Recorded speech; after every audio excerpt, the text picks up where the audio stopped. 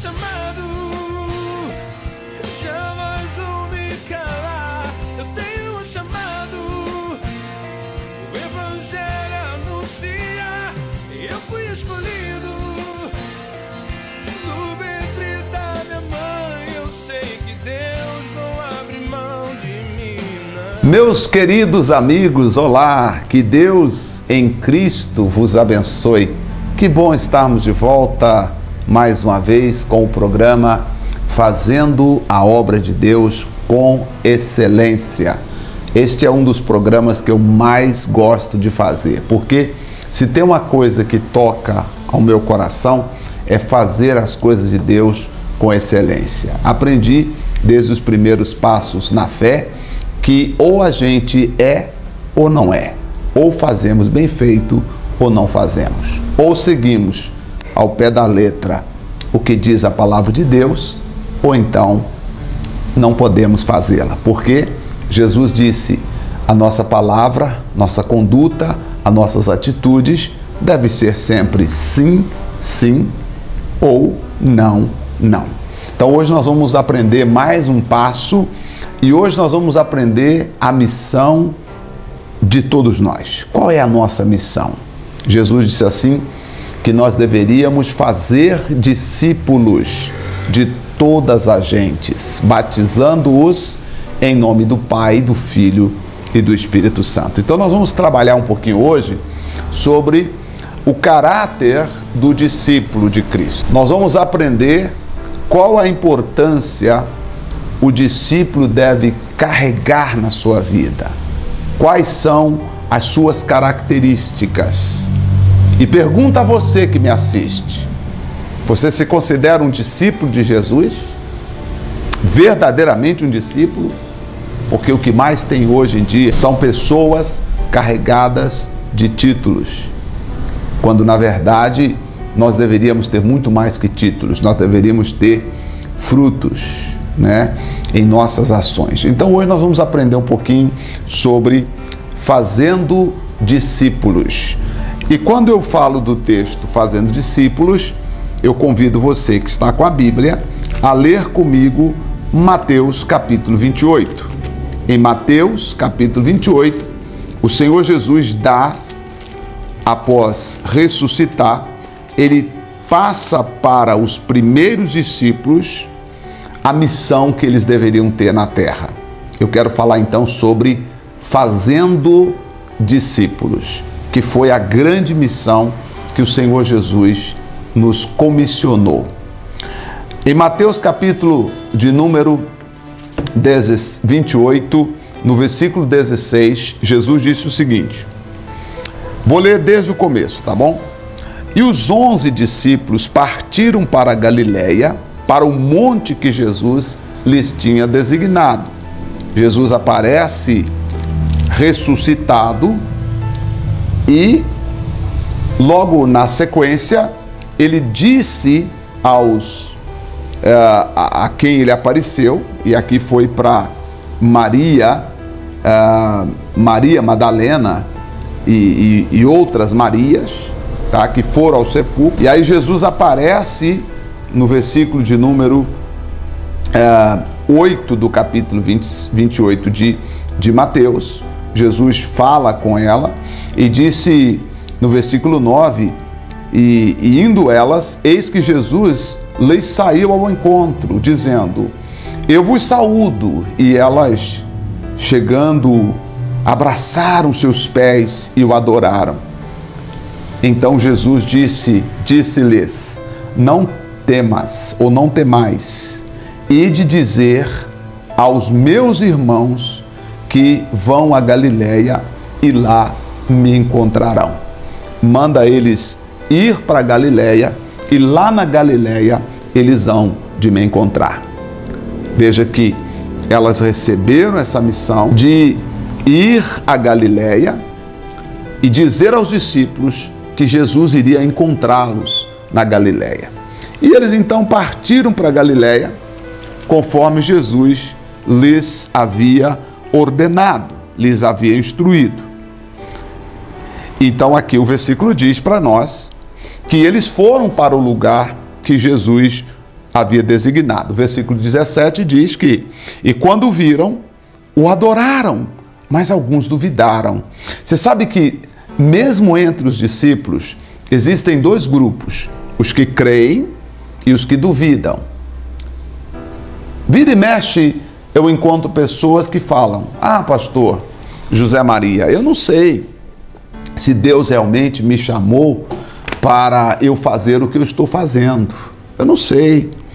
Às vezes as lutas, às vezes algumas coisas não dão certo, os planejamentos não saem como planejamos. Eu acho que talvez eu não fui chamado. Eu acredito que chamado você foi. O que talvez você não prestou atenção, ou quem sabe não lhe falaram, que o chamado é de Deus. Deus é quem nos chama. Agora, compete a cada um de nós nos prepararmos. Então anote, por favor, aí no seu caderno de anotação. O chamado é de Deus. A preparação é nossa. Tá certo? Não esqueça disso.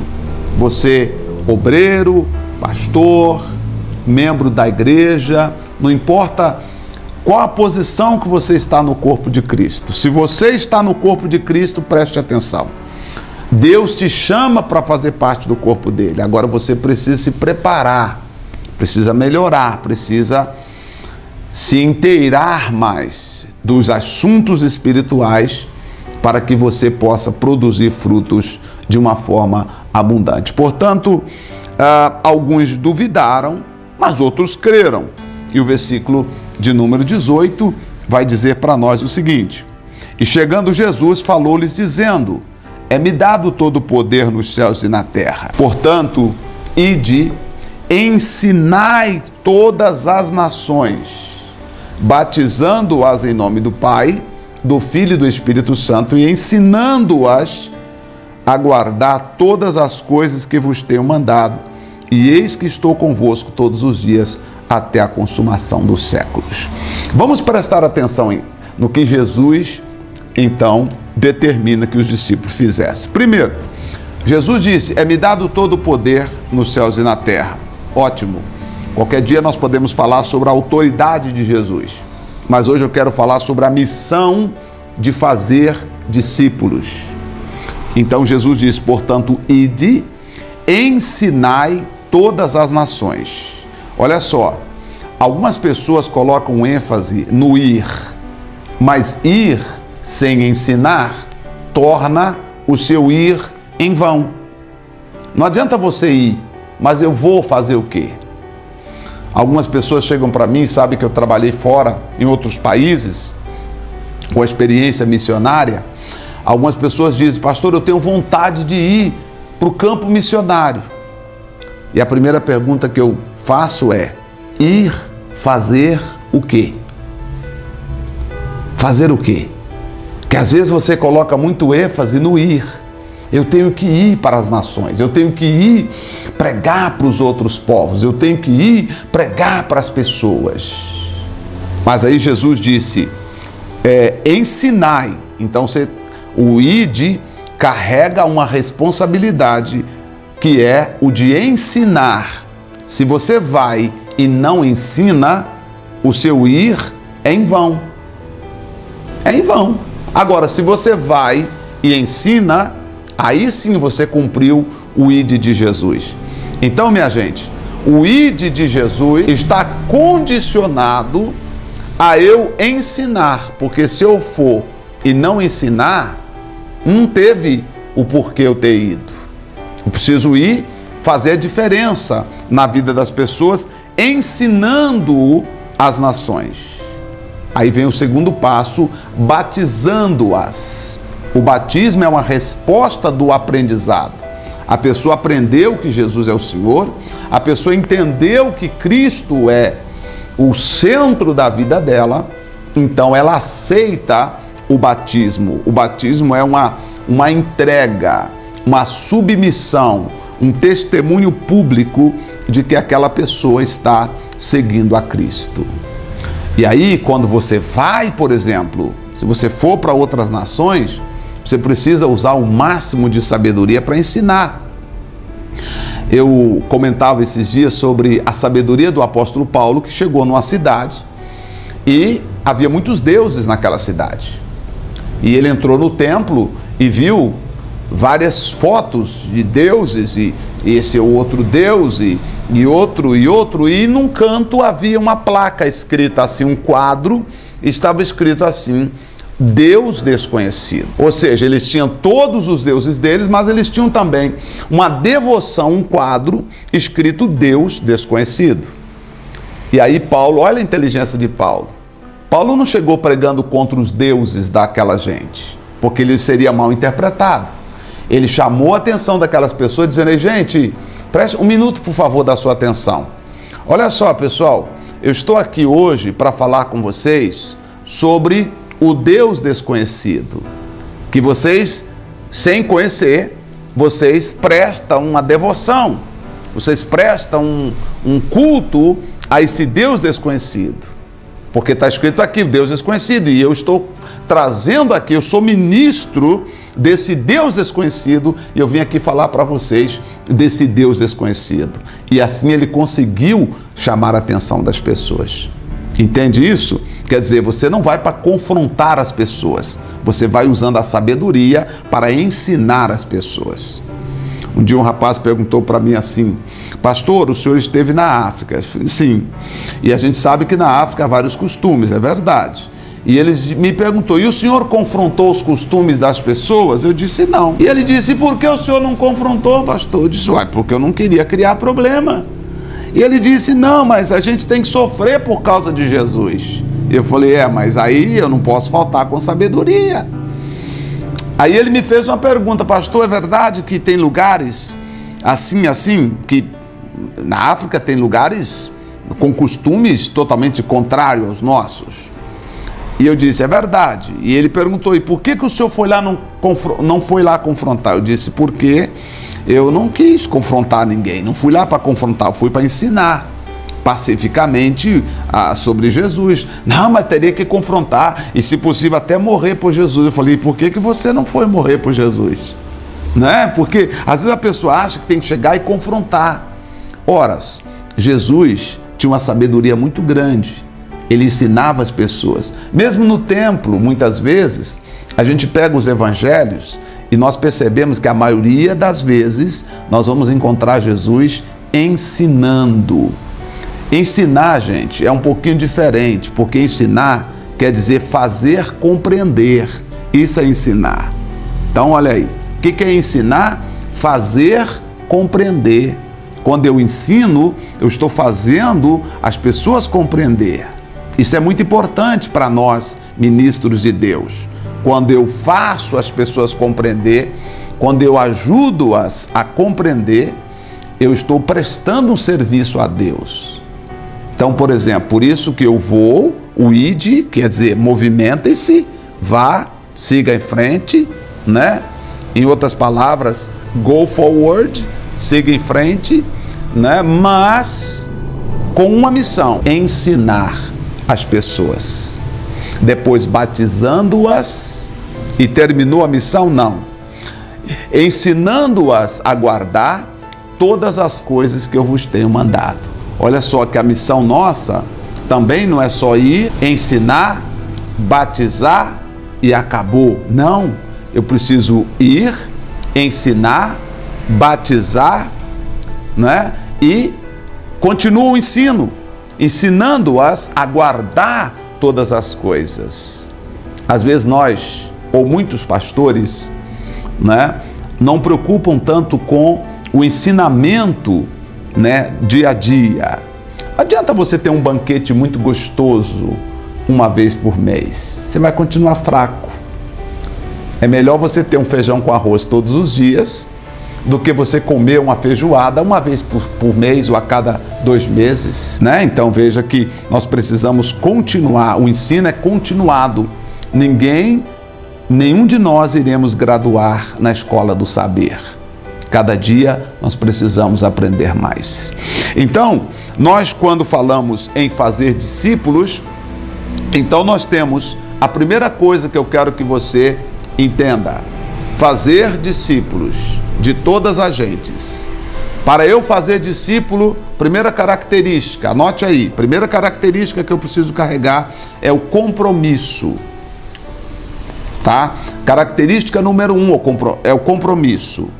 Qual é o meu compromisso? O meu compromisso é de ensinar e batizar e continuar ensinando as pessoas a guardar aquilo que Jesus determinou que elas guardassem. Então eu preciso ter esse compromisso. Se eu não tiver esse compromisso, ao longo da minha jornada, eu vou mudando. Algumas pessoas desviaram o foco. Já ouviram falar de pessoas que começaram bem e terminaram mal? Nós temos que começar, não importa como, agora nós temos que endireitar. Não posso também ficar ruim o tempo todo. Eu preciso melhorar, não importa como comecei. Eu não posso continuar como eu comecei, né? Também eu preciso corrigir as minhas rotas, eu preciso corrigir os meus defeitos. Porque se eu acho que eu sei tudo, eu vou começar a cometer erros e ninguém vai ter autoridade ou até mesmo coragem de corrigir meu erro, de chegar para mim e dizer que eu errei, porque eu acho que tudo que eu faço é certo, porque é como uma expressão que algumas pessoas utilizam. Olha, quando um burro fala, o outro baixa a orelha. Não sei se você já ouviu essa expressão. Ou seja, peraí, eu sei o que estou fazendo. Não, ninguém sabe tudo. Nós precisamos parar e aprender. Por que precisamos? Porque, veja bem, se eu achar que eu sei tudo e na minha inteligência eu cometer erros, eu vou somar uma sucessão de erros que ao longo da minha história pode explodir ou implodir o meu chamado. Por isso eu preciso estar todos os dias avaliando, checando. A palavra de Deus é como um espelho, mas também eu preciso ouvir as pessoas, né? Eu preciso ouvir, eu preciso ter conselheiros, ninguém é alguém sozinho.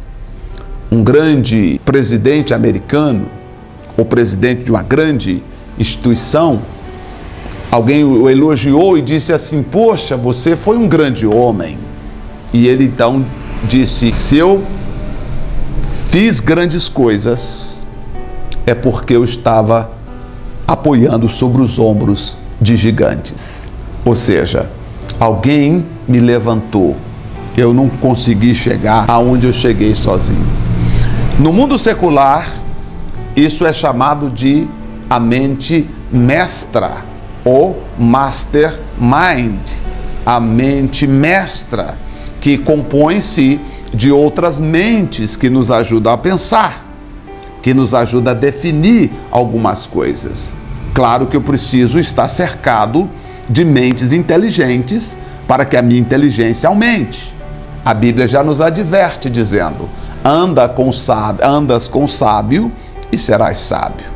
Então, eu preciso estar focado na minha missão. O meu compromisso é ganhar almas. Eu sou fascinado por ganhar almas. Eu faço tudo para ganhar uma alma, para não perder ninguém, né? Para não perder as pessoas. Eu carrego comigo essa marca. Eu não quero perder ninguém. Jamais eu quero encontrar qualquer pessoa e essa pessoa dizer: eu não gosto daquela pessoa. Não. Eu quero ter o prazer de sempre ganhar pessoas para Cristo. Essa é a minha meta, esse é meu alvo, este é o meu compromisso. Então, número 1, compromisso. Compromisso com a missão que Jesus lhe deu. Compromisso com o seu chamado. Não desvie nem para a direita, muito menos para a esquerda. Não perca o foco, não perca a direção. Poderia falar muito mais sobre isso, mas o nosso tempo é curto. Número 2, eu vou precisar ter competência. A minha competência precisa aumentar. É claro que quando eu comecei há 27 anos fazendo a obra de Deus, a minha competência era pequena, porque eu vim de uma vida autônoma, ou seja, eu era camelô, eu trabalhava vendendo roupas, eu trabalhava vendendo plano de saúde, eu trabalhava na rua, vendendo coisas na rua, na esquina da Avenida Afonso Pena com a Rua São Paulo, no centro de Belo Horizonte. Vendi tempero, vendi peixes, condimentos, né? E, enfim, Então esta era a minha vida, eu vim assim. Aí para eu chegar onde eu gostaria de chegar, que não chegamos ainda, há muito que percorrer, há muito que aprender, nós precisamos então começar a trabalhar na nossa competência. O que é a nossa competência? O nosso potencial.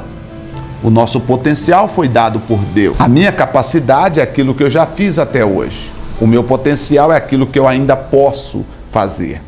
Eu não posso permitir que ninguém limite o meu potencial. O meu potencial foi dado por Deus. A minha capacidade diz respeito àquilo que eu já fiz, certo? E a minha competência diz respeito àquilo que eu ainda posso fazer. O meu potencial diz respeito àquilo que eu ainda posso fazer. Portanto, eu creio que o nosso potencial é muito maior do que a nossa competência. Eu tiro do meu potencial e aplico na minha competência e assim eu vou seguindo em frente. Então, eu preciso estar melhorando. Jesus fala isso com os discípulos em João capítulo 15, no versículo 7 e 8. Se vós estiverdes em mim e as minhas palavras estiverem em vós, pedireis o que quiserdes e vos será feito. E nisto é glorificado meu Pai, que deis muito fruto. Deus quer ver os nossos frutos. Quais os frutos você tem dado para o reino de Deus? Precisamos ajudar, melhorar a vida das pessoas que crê no Senhor Jesus. Número 4, ou número 3, nós precisamos ter um bom caráter. E eu sempre bato nessa tecla. Não é perseguição. É porque essa tecla é importante. Porque evangelizar, fazer a obra de Deus, tem muito a ver com relacionamento. Se o meu caráter não é bom, se eu não tenho uma boa reputação, eu não consigo desenvolver. E principalmente a reputação diz respeito ao que as pessoas dizem ao meu respeito. E caráter diz respeito àquilo que realmente eu sou, de uma forma simples traduzindo. Então, vou repetir. Reputação diz respeito àquilo que as pessoas dizem a teu respeito. E caráter é aquilo que você verdadeiramente é. Tá? Então, preste bem atenção que eu preciso ter um bom caráter diante de Deus, principalmente quando eu oro, quando eu falo com Deus. Por quê? Porque às vezes as pessoas podem até pensar que eu sou uma coisa, porque a minha reputação é bacana, é legal. Mas e diante de Deus, quem eu sou? Ou pelo menos quando eu não estou diante das pessoas, porque há pessoas que nem diante de Deus vai, acha que já está acima da média, né? E nem ora mais como deveria. Então, já não consegue mais mudar, melhorar. Mas pense comigo. Quem eu sou diante das pessoas e quem eu sou quando as pessoas não estão me vendo? Quem você é diante das pessoas e quem você é quando ninguém está te olhando? O que você é quando ninguém está te olhando diz respeito ao seu caráter. Se você me encontra e aperta minha mão e diz assim: Zé, meu amigo pastor Zé, uau, que prazer, pastor Zé, nossa, menino, nossa, eu te amo demais, você é meu melhor amigo. Eu vou sair da sua presença dizendo: puxa, como essa pessoa me ama. Aí quando eu viro as costas, você diz assim: esse cara é chato. Não gosto muito desse cara não, eu acho que esse cara é meio metido. Quem você é? Para mim, você é aquela pessoa que me elogiou. Mas verdadeiramente, você é aquela pessoa que saiu falando quando ninguém estava ouvindo, vendo, ou aquilo que passou pelo seu coração.